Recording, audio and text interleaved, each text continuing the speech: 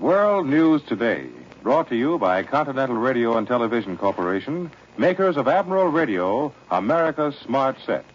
By shortwave broadcast, direct from important overseas stations, as well as the leading news centers of our own country, CBS correspondents are waiting to bring you a complete report from the world's political and battle fronts. But first, here's Doug Edwards. On the Russian front, the Battle of Kharkov is nearing a climax. The Germans claim that the bulk of the Steel City is in their hands, but there's no confirmation of that from Moscow. In the Southwest Pacific, MacArthur's bombers are pressing their attack on another Japanese convoy. Flying fortresses report direct hits on enemy cargo vessels. In North Africa, Rommel's artillery has increased its activity in the Marat area, while Allied forces have repulsed Axis attacks in North Tunisia. But the most important development in that war zone is a speech made by General Giraud. For details, Admiral Radio takes you now to CBS Algiers. Charles Collingwood reporting. This is Charles Collingwood at Allied Force Headquarters in North Africa. An hour ago, General Giraud made the most important declaration of policy that has been made in North Africa since the Casablanca Conference. General Giraud's speech was about France. It was also about North Africa. But the heart of the speech was about France and what was going to happen when France is liberated from German domination. In his dry, precise, rather high-pitched voice, Giraud said, "I give the most solemn assurance to the people of France that their sacred right to choose their own provisional government themselves will be fully safeguarded. I assure them that the conditions permitting them to make this choice in lawful order and with their freedoms restored will be guaranteed. I am the servant of the French people," General Giraud said. "I am not their leader. Tomorrow we shall be servants of the provisional government, and we undertake to deliver to it our powers." That's what Giraud said about France after the coming Allied invasion. What it means and why it is so important is that North Africa won't happen again. It means that when we enter France, and it's rather odd to hear this from Giraud, we will not bring with us a hand-picked leader to impose upon the French people, nor will we treat with and support the existing government, Vichy, as we did in North Africa. Instead, we will promptly allow the French to pick their own provisional government, and General Giraud has promised to turn over all his powers to that government. This statement of Giraud's has obviously been agreed upon with the Allied authorities. If it means what it says, it can only mean that we have learned the lesson that you do not really purchase tranquility by perpetuating quislings or achieve national spirit under a leader of your, not their, choosing.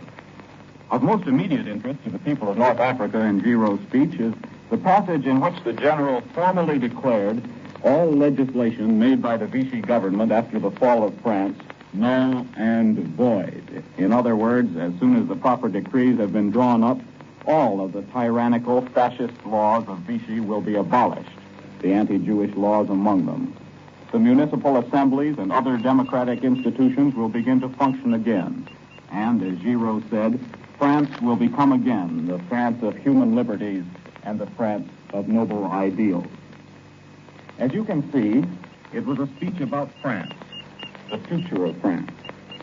To the great unanswered question of what part is General de Gaulle going to play in all this, General Giraud made no direct answer. He did not even bring himself to mention de Gaulle by name.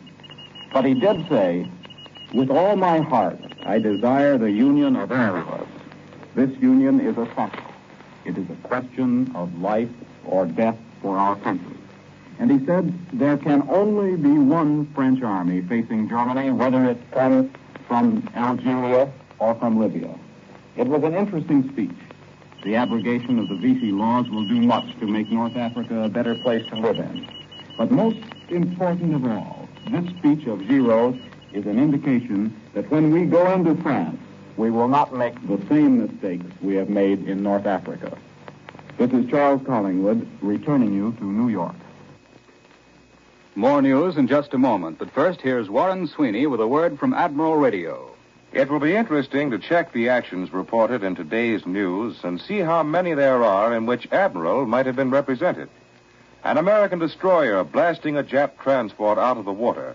American planes winging their way over Nazi-occupied Europe. American tanks battering the German line in Africa.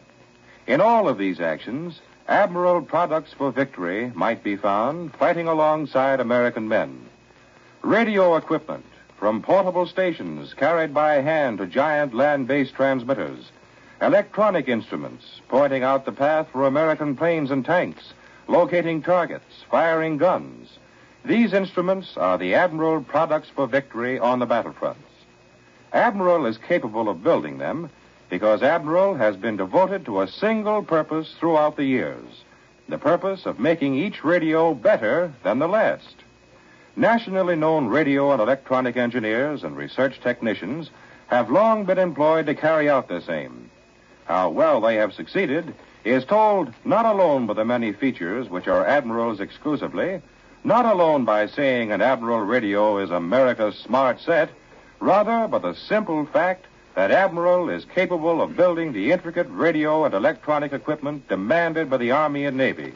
It is told also in the thousands of Admiral products for victory on all battlefronts, fighting alongside American men in all branches of the service. Now, here again for Admiral is Doug Edwards. Today's news from Russia centers on the flaming battle for Kharkov, and there's no doubt but that the situation is serious for the Red Army. The newspaper Pravda reports that Soviet forces have retreated to new lines both west and north of Kharkov. This withdrawal came after the Germans brought up fresh divisions from the west. Moscow's latest communiqué reports that the Nazis on one sector thrust a wedge into Russian defenses, but the position was regained by a Soviet counterattack. The communiqué says that Soviet troops are courageously beating off the onslaught of numerically superior forces of enemy tanks and motorized infantry. In this hemisphere, there have been some developments in South America. For a direct report, Admiral Radio takes you now to CBS Rio de Janeiro. John Adams reporting. American business and military men arriving in Rio from the States are all greatly impressed by the signs of war activity along the Brazilian coast, from Belém to Fortaleza, Natal, and Recife. Hundreds of planes are passing daily along what is called the Victory Route, via Brazil to Africa and the scattered battlefronts. Uniforms are everywhere, and thousands of those who are not in uniforms are joining the army of rubber workers that are being transported to the upper reaches of the Amazon to help harvest the rubber crop. Great quantities of which are incidentally being transported daily from Manaus to Miami by cargo planes. In Rio, however, visitors seem most impressed by the gasoline shortage, the great amount of new buildings going up, and finally the luxurious fact that they can drink 5, 10, or 15 cups of coffee a day if they want it. Yes, there will always be coffee to drink in Brazil, and as long as the war lasts, coffee will also be war news. It's perhaps a touchy subject to you in the States who are rationed, but it is also a touchy subject here, where it is one of the pillars of the national economy, a pillar that wobbles if the crop cannot be sold and shipped. It was therefore big news in Sao Paulo yesterday when the Brazilian finance minister, Souza Costa, announced that the coffee accord reached with the United States last October would be put into effect shortly. By that accord, the U.S. was to acquire the unshipped balance of last year's crop, totaling about 2,300,000 bags, or about 150,000 tons, as well as the 1942-43 crop of 9 million bags, or about 500,000 tons. We take you now to CBS Australia. George Moorad reporting.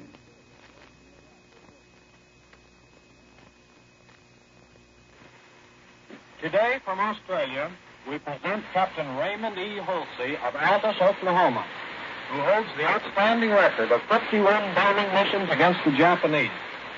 Just a few days ago, over the shark-infested Bismarck Sea, his flying fortress was set ablaze 350 miles from home base, and 5 of his crew were wounded. But he came in with all hands safe in the charged skeleton of his plane. Part of the wings and all of the belly burned out. How did you do it, Ray?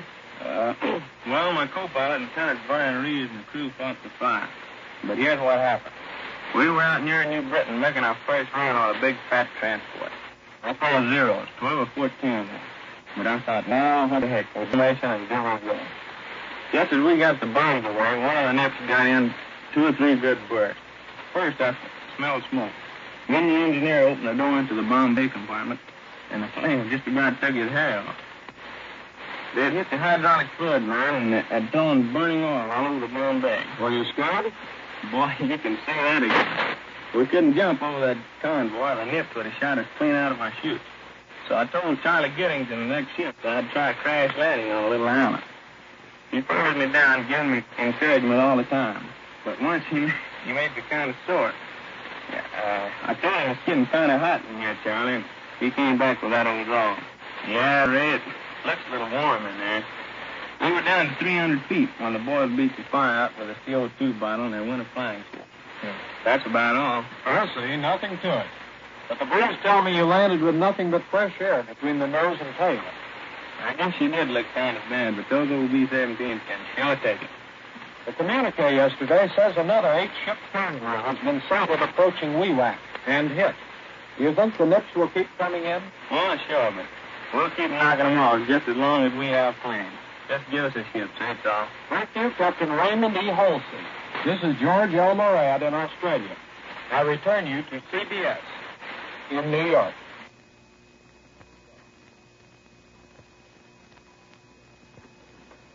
Back in this country, one of our naval flyers is experimenting with a Jap Zero fighter plane captured in the Southwest Pacific. For a direct report on this enemy plane, Admiral Radio takes you now to a naval air station near Washington at Anacostia. Bill Slocum, Jr. reporting. A few months ago in an Aleutian marsh, a Japanese pilot tried to land a Zero and broke his neck immediately and completely, which is a great line to start any broadcast with. Happily, he broke nothing but his neck, and therefore, standing sleek and anemic in a hangar here at Anacostia, is a Japanese Zero airplane, made in Japan in February 1942. Right now, the Navy's test experts are flying the Zero and are also testing every square inch of hull and every single instrument aboard. This is, of course, exhaustive work, but not as exhaustive as it might be, because there are an awful lot of gadgets aboard the Navy knows quite well.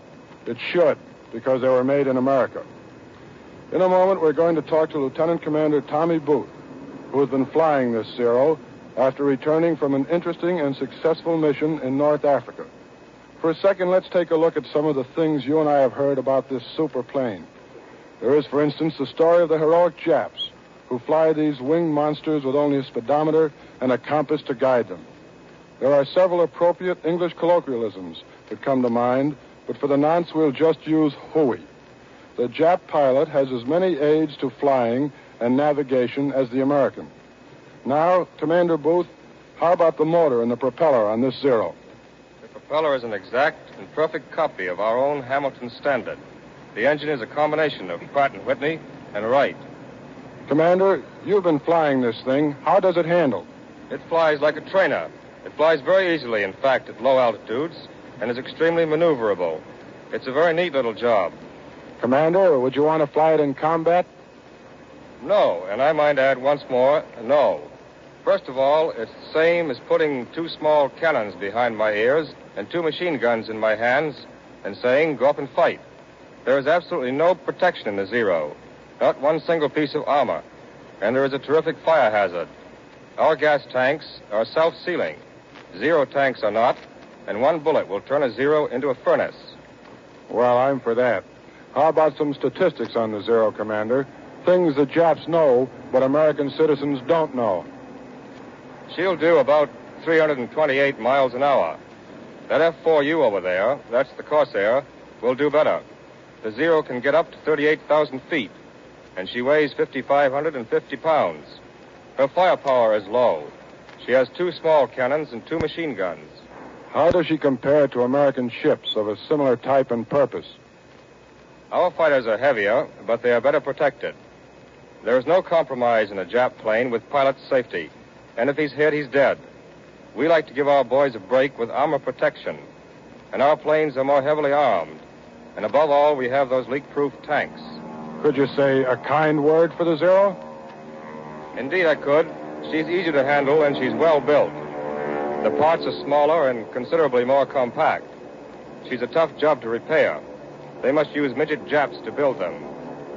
That, then, is the story of the vaunted Jap Zero, right from the jockey's mouth, so to speak.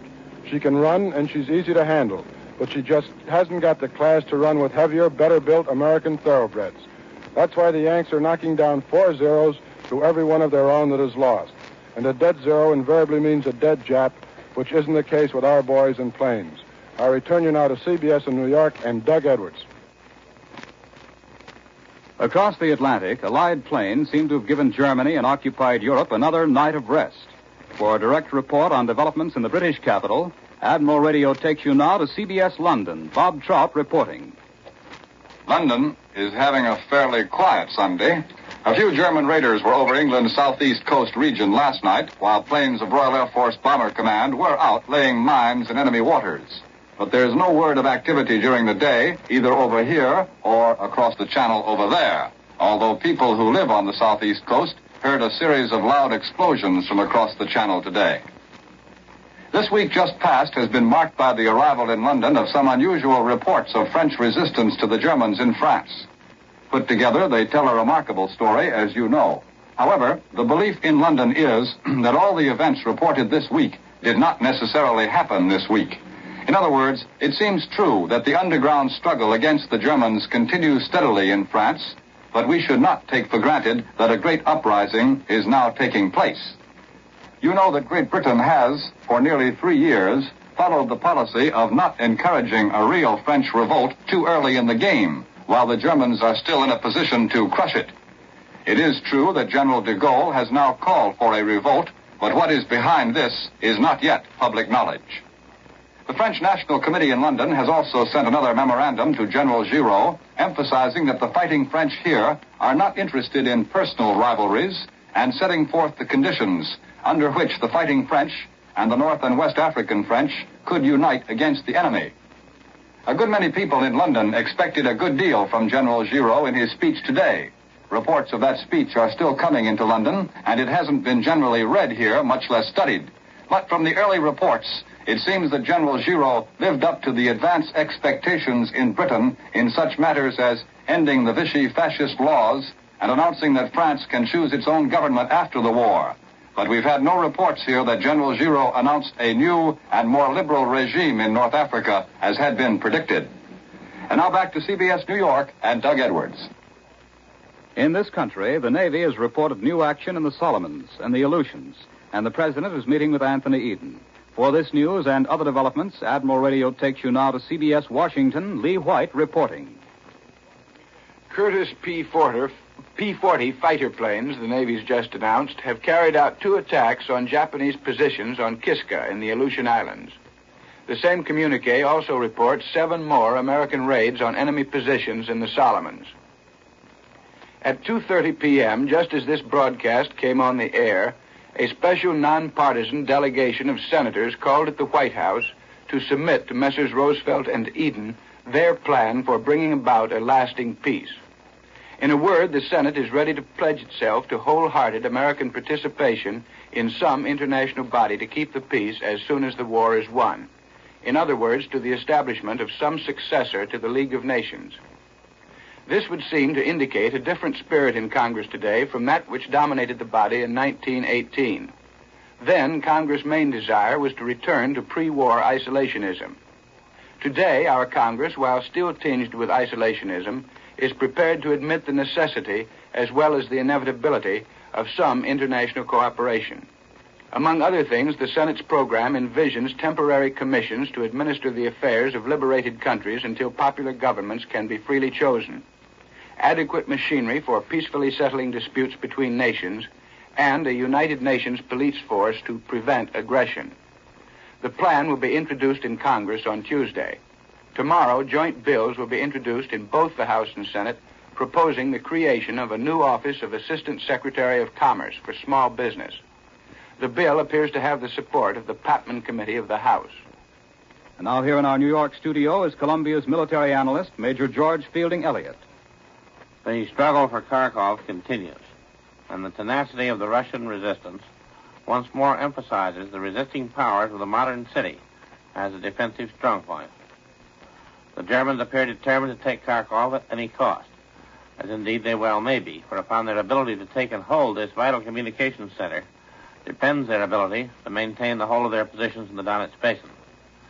The reason for the Russian numerical inferiority reported in this area is undoubtedly the fact that the Russian armies have outrun their communications. The retiring Germans appear to have carried out extensive and very thorough demolitions of the railways, which the Russians have not had time to repair. The early thaws have added to the problem of the Russian engineers attempting to carry out this heavy task. But the Germans have well-organized rail lines directly at their backs, and they are far closer to their sources of power in Germany than they were at Stalingrad or down in the Caucasus. Hence, they can develop more powerful efforts in the Kharkov region than the Russians can, for the moment. The Germans, as always, are fighting against a time limit. They must take Kharkov before the Russians can repair the railways and bring up their reserves. Probably one of the major checks to the German onset so far has been pressure against their northern flank by Russian forces operating from the direction of Akhtursk and Sumy, northwest of Kharkov. But now the Germans claim the recapture of Akhtursk, which indicates that they have had to extend their flank to the north and clear out these Russian forces. Sumy is still in Russian hands, however, and while it remains so, will be a threat to the Germans. There are indications that the Germans are having to send additional reinforcements into the Kharkov sector. Reinforcements which, of course, they hope to withdraw before the troops are required to meet any new responsibility in the West. Indeed, it is plain that the whole German purpose in committing such powerful forces to the Russian front has been, first, to stave off the disaster which threatened their army in the Donetsk area if the Russians reached the Dnieper, as seemed almost certain 2 weeks ago, and second, to stabilize the South Russian front so as to permit the transfer of troops either to the north or back to the general reserve in Central Europe. In this sense, the great battle between the Dnieper and the Donetsk may be called, from the German point of view, a battle of disengagement. That was Major George Fielding Eliot, Columbia's military analyst. Now, here's a message from our sponsor. In providing the armed forces with radio and electronic equipment that will stand the strain of battle and do the almost impossible tasks required by war, Admiral engineers condensed years of research into the space of a few months. Discoveries were made far ahead of time in the two great plants, which in peacetime made Admiral the world's largest manufacturer of radio phonograph combinations with automatic record changers. And the best of these new discoveries will be found in the Admiral of the future. But the Admiral of the future won't be produced as long as the armed forces need Admiral-built communications and electronic equipment, so make your present radio last for the duration. Ask your Admiral dealer to check it twice a year regularly.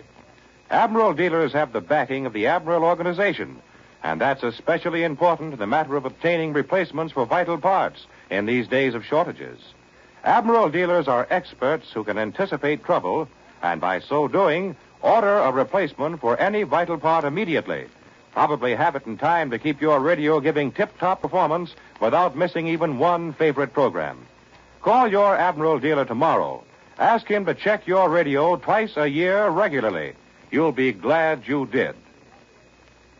Congratulations to the Campfire Girls of America, who are celebrating the 31st birthday anniversary of their organization this month. These 321,000 girls are contributing much to the war effort by their work in salvaging materials, selling war bonds, aiding the Red Cross, and many other important duties. The Campfire Girls need women who will volunteer as leaders to help them expand their work for victory.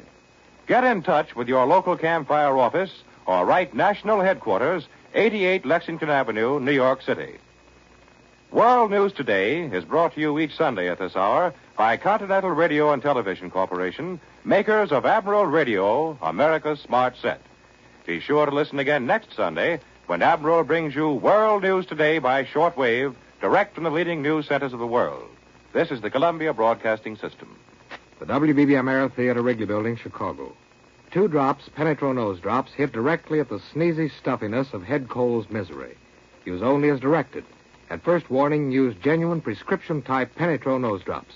Quality guaranteed by Plow Incorporated. General bottle, 25 cents.